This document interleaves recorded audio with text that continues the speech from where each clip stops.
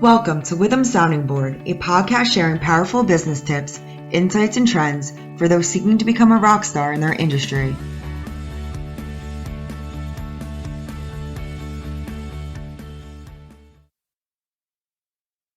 Makes a company investable in today's market, a board level perspective. Hello and welcome back to Witham's CFO podcast series. I'm your host, Cuddy Thomas. I am part of Witham's outsourced accounting and fractional CFO practice line. If you'd like to know more about what we do and how we support our clients, please go to witham.com/oasis, and that's spelled OASYS. I have the utmost pleasure in welcoming Bill Hagerman to our C-Suite podcast.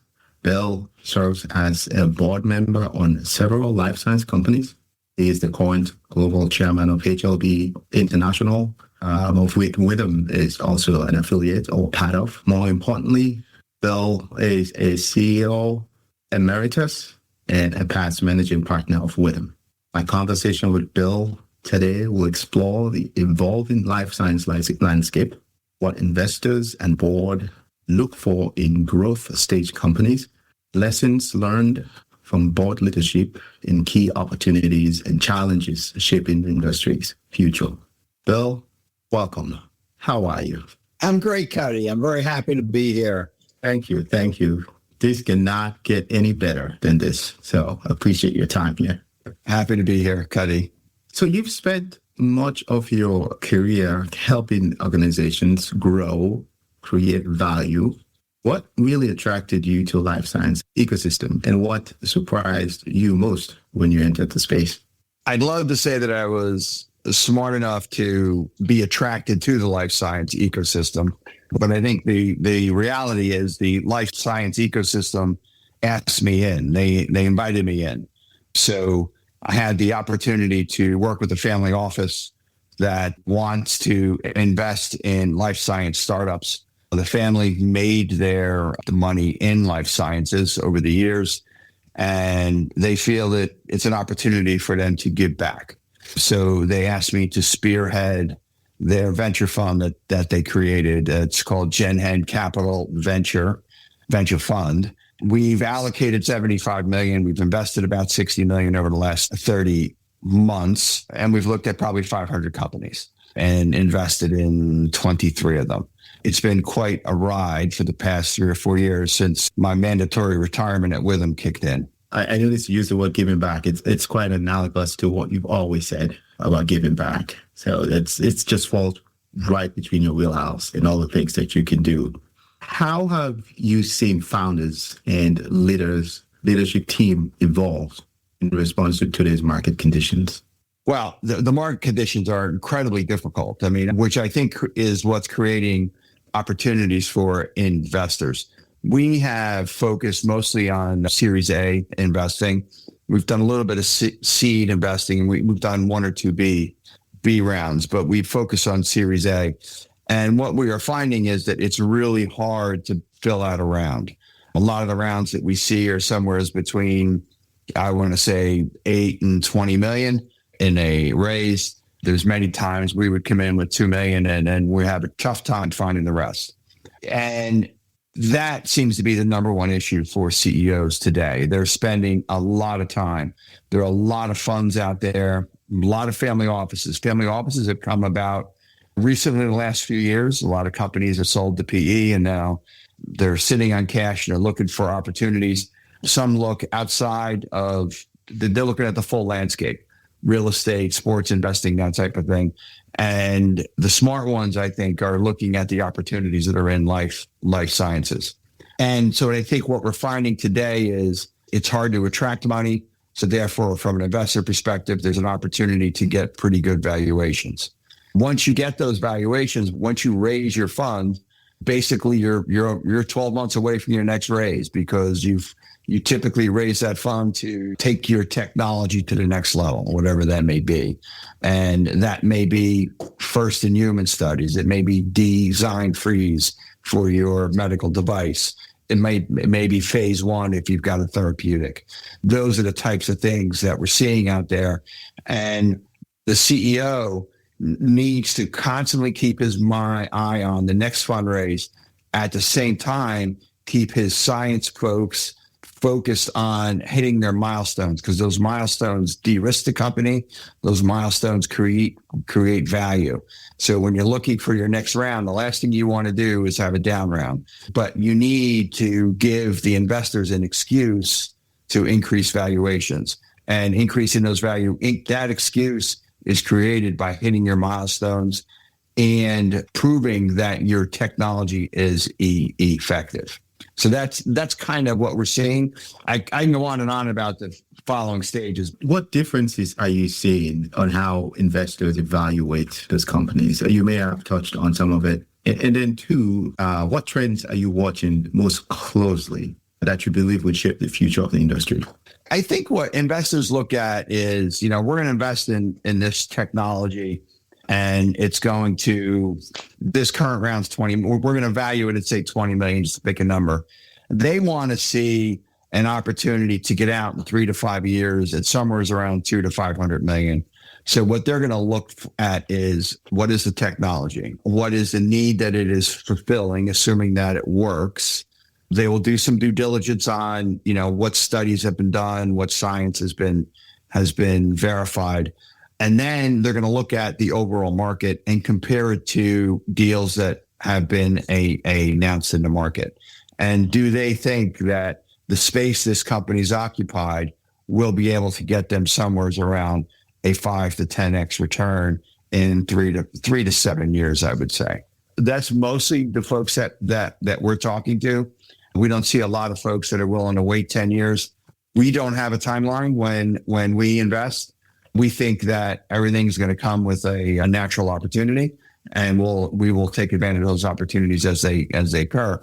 But I will tell you, most of the investment community does not look at it that way. They want to model out how much more is a company need to raise, how much will they be diluted, and what will the ultimate sale price be.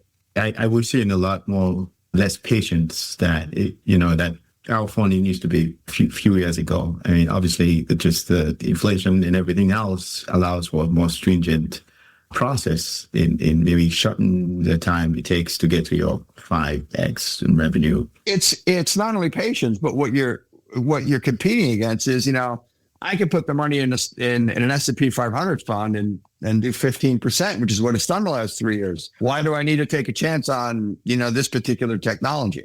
So right. That's what you're competing against.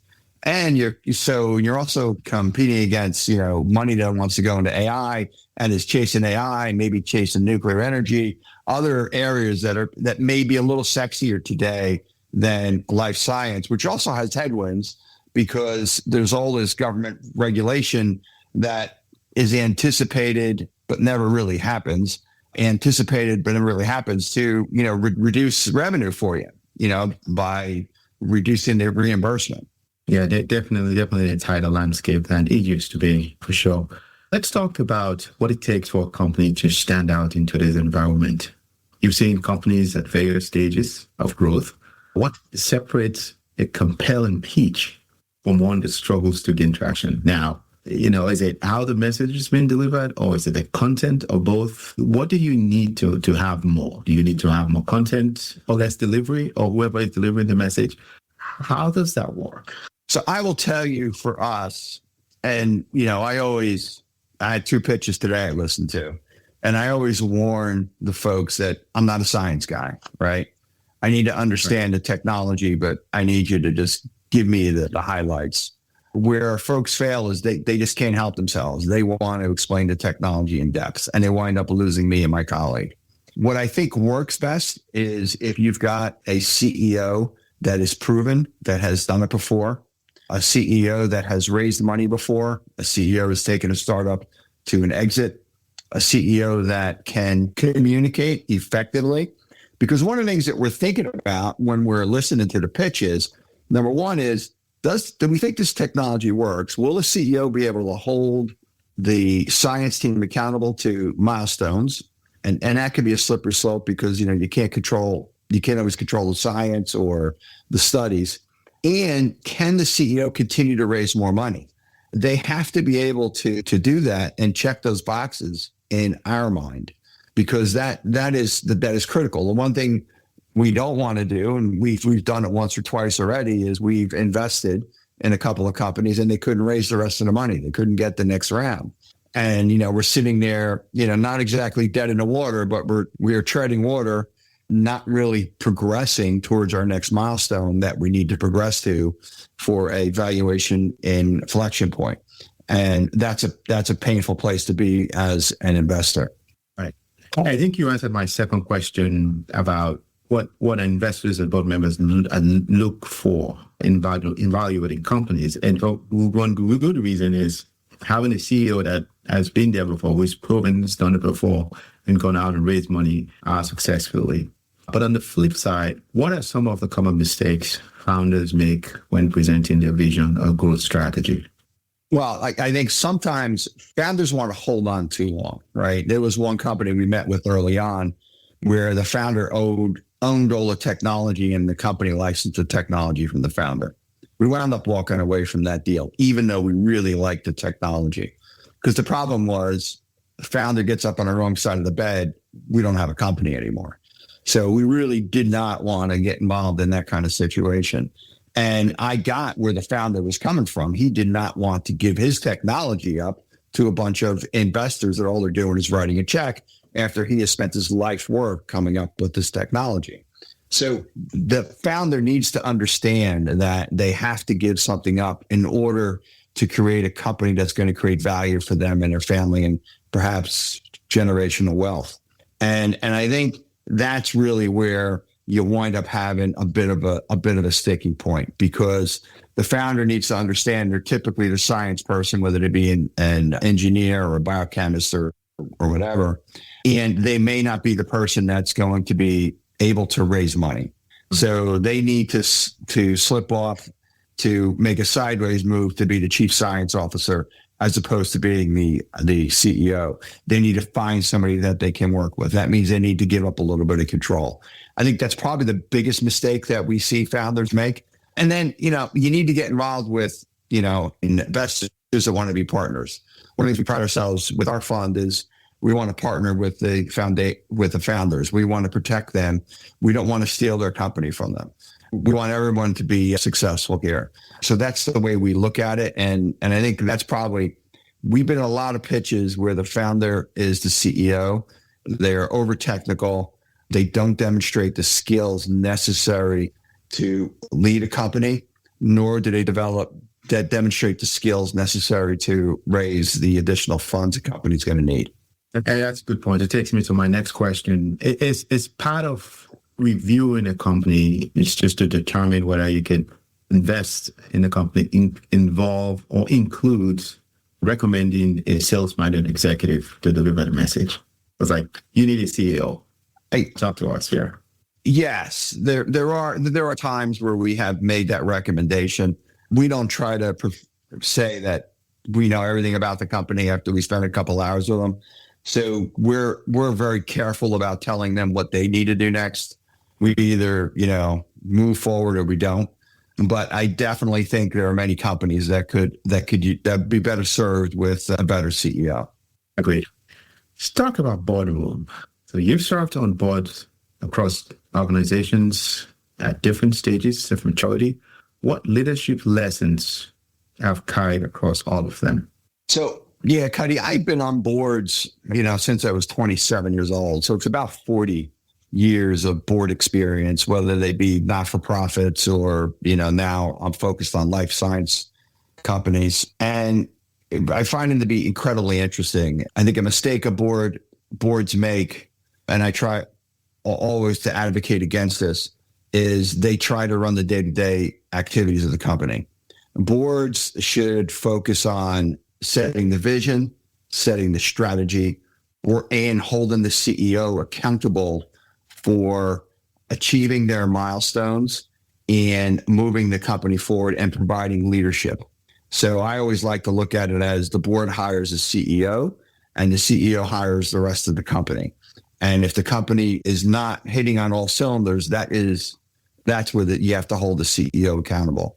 And I think boards make mistakes there. They let a CEO go too long, or I've been involved in many boards where, they want to know how much the secretary's making out in the lobby, and that's just way, way too much minutia.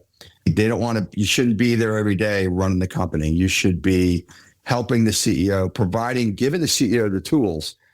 Do they need leadership mentoring? I've done mentoring for a lot of CEOs. Do they need mentoring? Do they need ideas? Sometimes CEOs come to us and say, I'm struggling to get into company XYZ because I think they can potentially fund us.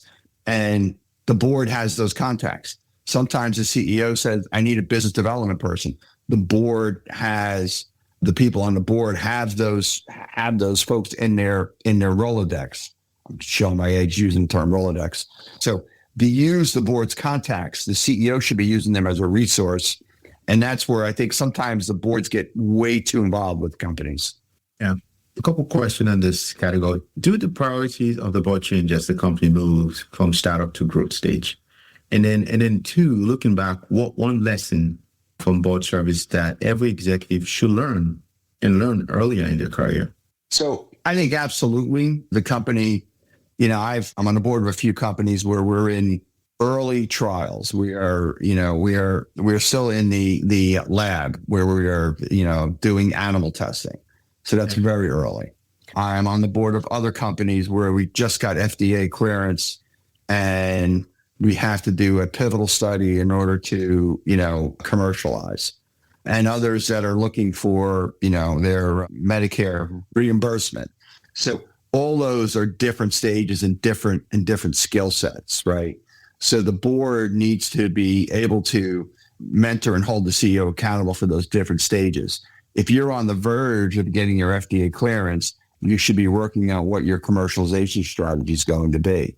You should be lining up your pivotal study so that you can prove to the marketplace that whatever the technology is, that it actually works. So that is a stage. Now, there's 2 or 3 companies that I work with that have revenue. So we're trying to get revenue to a critical level where we're going to attract a strategic partner so that everybody can participate in an exit. So those are different stages of different companies.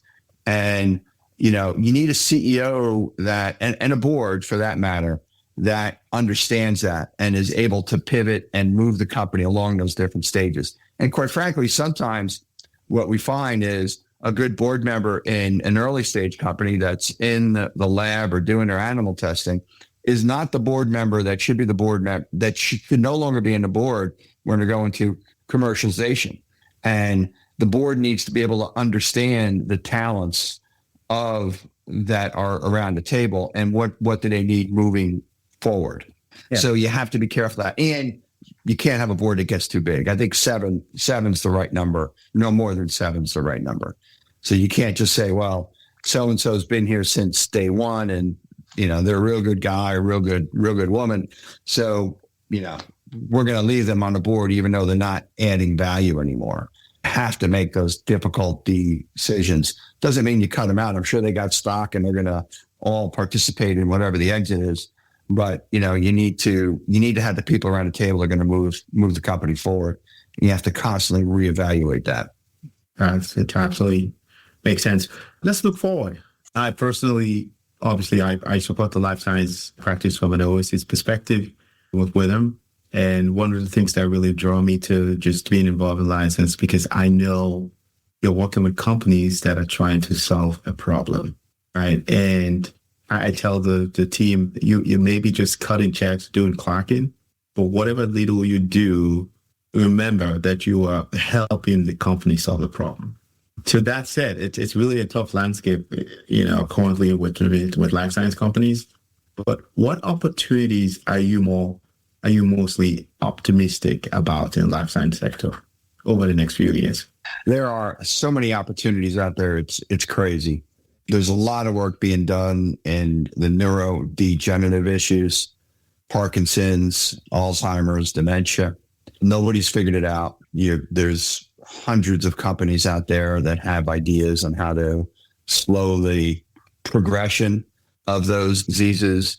And there are a couple out there that, think they may have solution that'll cure them.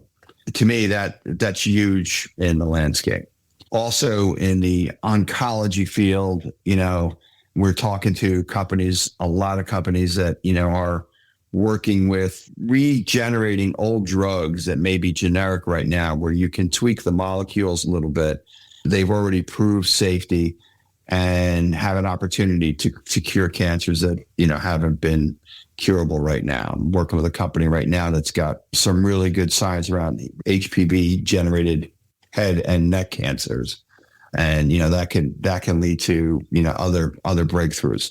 So I think there's amazing amounts going on in the oncology field and neuro field that are going to change our lives as we move forward, and I think there's huge opportunities. Yeah. And testing now these days are getting less invasive. Just a simple blood test can do a lot of things than actually do a procedure. So exciting times. That's correct. There's a lot of diagnostic tests out there. I talked to a company yesterday that can do a diagnostic by looking at your eyes. So you put on a headset and it'll give you all this diagnostic information. So it's a non-invasive diagnostic. It's early on, but those are the kind of things that get you very, very excited. The opportunity to bring medicine, to bring solutions to a wider population is something that's going to benefit everybody. So what challenges should executives and investors be preparing for today? One, and then a second follow-up to that question is, for leaders looking to build resilient, high-growth organizations in life science, where should they focus their attention right now? Well, first you got to focus on, does the science work? And, once you have the science working, once you have your FDA approval, you've got to hit commercialization hard. It is a crowded market. No matter what solution that you are providing, the market is very crowded. You have to have really good sales and marketing folks in order to be able to get your message out. You got to get out there with key opinion leaders. Your KOLs should be your biggest advocates out in the marketplace. They should be folks with very good resumes, very good reputations, and you gotta hit it hard. You should be doubling revenue every year if you're going to get noticed in the marketplace and have something that the big guys are going to pick up. Because a small company can't commercialize and go global. That's just not going to happen. So you have to bring it to a certain point where you've proven the commercial viability of the product. And once you've done that, and it's different for each different type of product. And once you've done that, then you want to partner up with a strategic partner that's going to take it national or global. So those are the key things that I think you need to be looking at. And there was another part to your question. I don't think I answered that. Well, just someone is looking at building resilient for high growth organizational life science, and where should they be focusing on their attention? I think you did answer that. Anyway. Yeah. Well, they need to have the right people too. Let me say, this is not an industry for the faint of heart. And, you need to be chief cook and bottle washer. So you're going to come in every day and you're going to do something different that is not in your job description. And you need to hire people that are flexible like that. That's right. So one final closing question that I have for you is, when you look at the most successful companies you've encountered, regardless of the industry, what's the one trait or principle they all seem to share? I was going to say rhythm, but...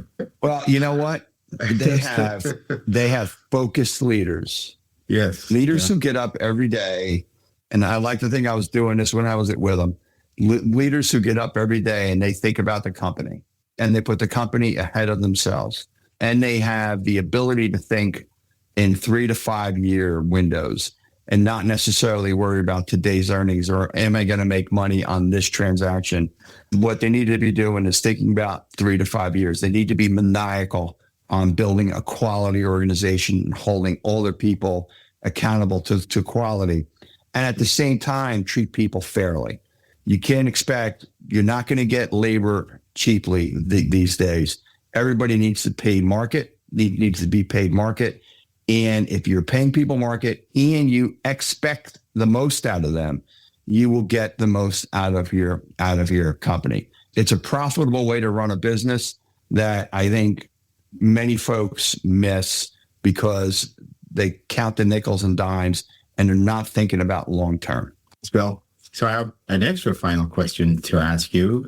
You know, the World Cup final is going to happen in New Jersey, New York stadiums, right? The World Cup final, yep. Yes. Who do you think is going to win it? Or at least give me who's the two teams that are going to make the finals. Now, obviously, there's different brackets, but you know, I haven't paid attention to the brackets. I think if you look at World Cup, I think if you're looking at all the important people, I think France is number one and Argentina is number two. I've been watching Norway, and I've been pretty impressed. So you know what? I'm going to be sitting here rooting for that little country now that Mexico and the United States and Canada are all out of it. I was hoping for one of the North American teams to make it, but you know, they've got a long ways to go. I think that was proven watching the United States play yesterday. Yeah. And it was clear that as good as they are, there's another level that they have to achieve. You know what? We're getting there. Hopefully next I know. You got to get better every time. Yeah. The way it is. Yeah. That's good. Incrementally better. Okay.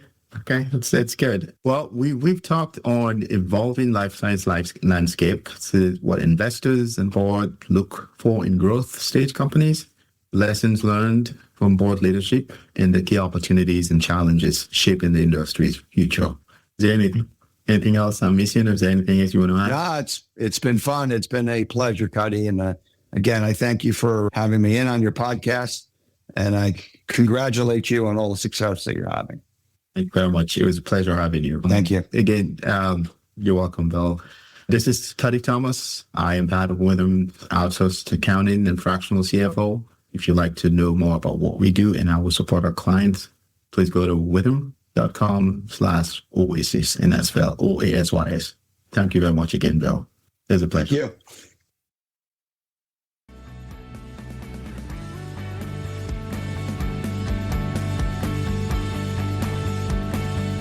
Thanks for joining us. Be sure to subscribe to our podcast so you'll be first in line to hear what's coming next. Don't want to wait for our next episode? Check us out at witham.com. That's WITHUM.com.